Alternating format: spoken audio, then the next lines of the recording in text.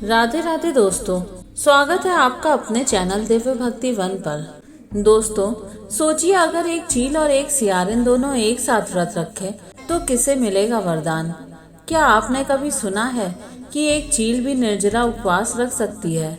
जी हाँ मित्रों, अश्विन मास की कृष्ण अष्टमी को रखा जाने वाला जितिया व्रत केवल मनुष्यों के लिए नहीं बल्कि पशु पक्षियों में भी चमत्कारिक रूप से प्रसिद्ध है। आज हम आपको सुनाने जा रहे हैं वह रहस्यमयी कथा जिसे सुनकर हर माँ अपने बच्चों की लंबी उम्र के लिए आशीर्वाद पाती है। तो आइए कथा शुरू करते हैं। एक चील और सियार नर्मदा नदी के पास हिमालय के जंगल में रहा करते थे। एक दिन दोनों ने कुछ महिलाओं को पूजा करते हुए देखा। महिलाएं जितिया व्रत को लेकर बात कर रही थी।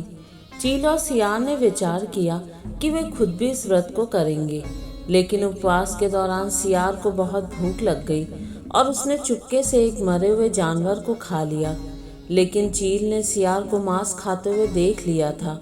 वहीं दूसरी ओर चील ने पूरी श्रद्धा और समर्पण भाव से जितिया का व्रत किया और इसके नियमों का पालन किया। कुछ समय बाद चील और सियार दोनों की मृत्यु हो गई। उनका दूसरा जन्म मनुष्य रूप में हुआ। दोनों ने एक ही घर में बहन के रूप में जन्म लिया। बड़ी बहन का नाम कर्पूरावती और दूसरी का नाम शिलावती था। बड़े होने पर दोनों बहनों का विवाह कर दिया गया।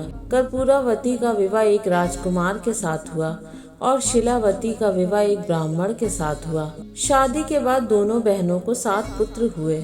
छोटी बहन शिलावती के 7 पुत्र जीवित बचे और बड़ी बहन के सभी पुत्र जन्म के कुछ दिन बाद एक एक करके मर गए।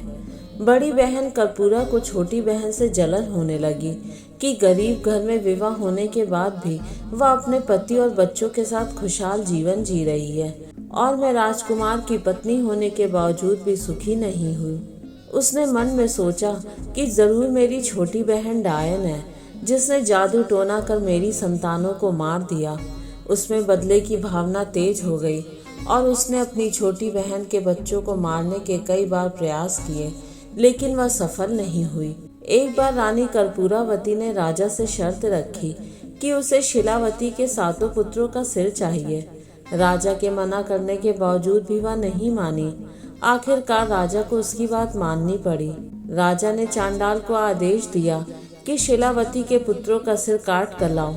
चंडाल ने ऐसा ही किया। इसके बाद कर्पूरावती ने सभी बच्चों के मुंड को लाल कपड़े में लपेटकर अपनी बहन के घर भिजवा दिया।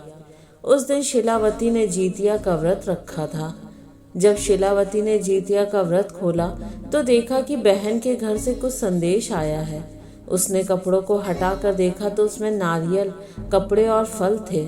जितिया व्रत के प्रभाव से शिलावती के संतानों का मंडा हुआ सिर नारियल में बदल गया।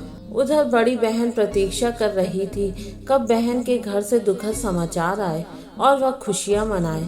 लेकिन राजा ने उसे बताया कि शिलावती के सभी पुत्र जीवित हैं और मुंड नारियल बन गए। यह सब तुम्हारे ही बुरे कर्मों का फल है। जब कर्पूरावती ने बहन से कहा कि तुम्हारे सभी पुत्र जीवित हैं और मेरे नहीं, तो छोटी बहन शिलावती ने उसे पूर्व जन्म की घटना के बारे में बता दिया कि तुम पिछले जन्म में सियार थी और जितिया का व्रत रख कर तुमने मांस खाया था। यह सब उसी का फल है। मैं पिछले जन्म में चील थी और पूरे नियम से जितिया व्रत किया था, इसलिए मेरे सभी पुत्र जीवित हैं। बाद में कर्पूरावती ने भी विधि विधान से जितिया का व्रत किया और उसे भी संतान सुख प्राप्त हुआ।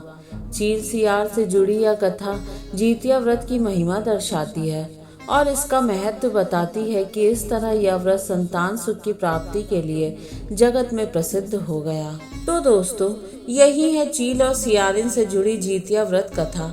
यह कथा हमें सिखाती है कि सच्चा उपवास और निष्ठा चाहे कोई भी करे, उसका फल अवश्य मिलता है। अगर आपको यह कथा अच्छी लगी हो तो कमेंट में ज़रूर लिखें जय जिमूत वाहन भगवान। और ऐसी ही रहस्यमयी व्रत कथाएं सुनने के लिए हमारे चैनल को सब्सक्राइब करें और वीडियो को शेयर करना ना भूलें। आपके एक एक शेयर से यह कथा और भी माँओं तक पहुँचेगी। धन्यवाद।